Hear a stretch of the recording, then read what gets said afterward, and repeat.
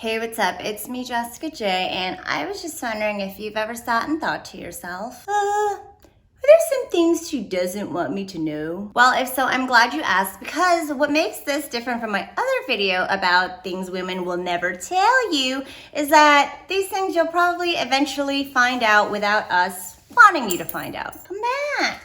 And to make sure you never miss out on another one of these secrets we're keeping from you or another one of my videos, don't forget to hit the subscribe button right here, right now. So I always talk about this concept of all of us putting our best foots forwards, right? And unfortunately, there are some things that we women will go to great lengths to make sure you never find out. However, if you are aware of what they are, you can sleep better at night because you won't be thinking, what the fuck is she doing? So the first one is what we really look like without our hair or makeup. Okay, I'm not gonna lie, we're gonna hold off on you seeing what this looks like for as long as we possibly can. Because really, we want you to think that we're this amazing, beauteous creature that has absolutely no wrinkles and no flaws, and her nose isn't as big as it really is without makeup. I had an ex that used to go crazy every time I didn't answer his FaceTimes right away, but really it was like, oh my God, I want him to see me without makeup.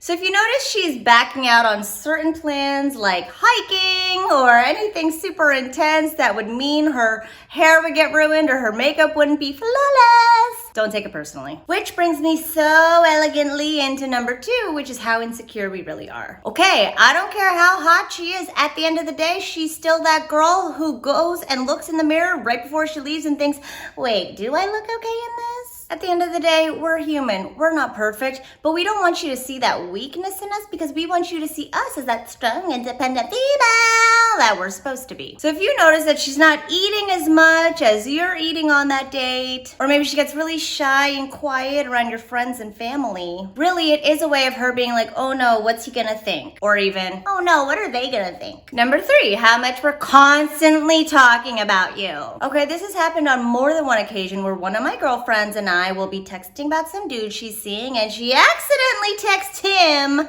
the thing we're saying about him. Women, for some reason, we thrive on talking about the dudes we're dating, which means we're always getting notes and comments from the peanut gallery. So one way you could get a really cute leg up with her friends is to say something like, I don't know what she's told you about me so far, but when it comes to telling your own stories, men who are aware of this fact get a little bit more brownie points with us. Which then brings me to number 4, which is how much we already know about you. Listen, before you even go on that date with my girlfriend, I know how many DUIs you've had. I know how many girlfriends you've had in the past 3 years.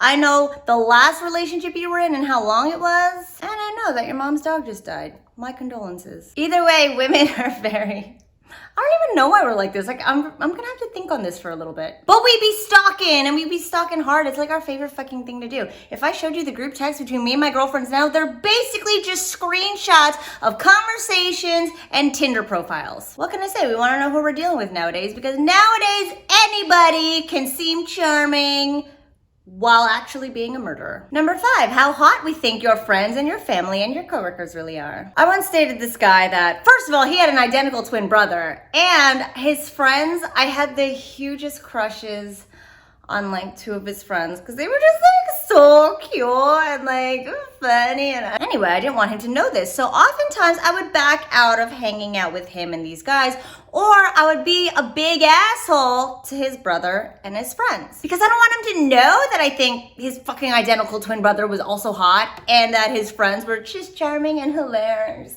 super cute and probably be better boyfriends. But if you notice her changing up around your friends, it's not that we necessarily don't like you, it's just that we don't want to, I don't want to give you any air of suspicion that I might be into them. Because I love you. Which brings me to number 6, is that somebody before you was better at XYZ. Maybe her ex was better at pickleball, or maybe her best friend, who's a guy, is actually a much better karaokeer than you. Either way, we don't ever want you to feel put down because of us or feel inadequate to us, especially when it comes to the bedroom. If you know that she asked you to do this thing once before and you tried it and she's never asked ever again, chances are somebody else did it better. But the best way to get around this is to ask Tell me exactly how you want it, girl. Which then brings me to number 7, which is anything about our sexual past. Again, going back to we don't want you to feel inadequate in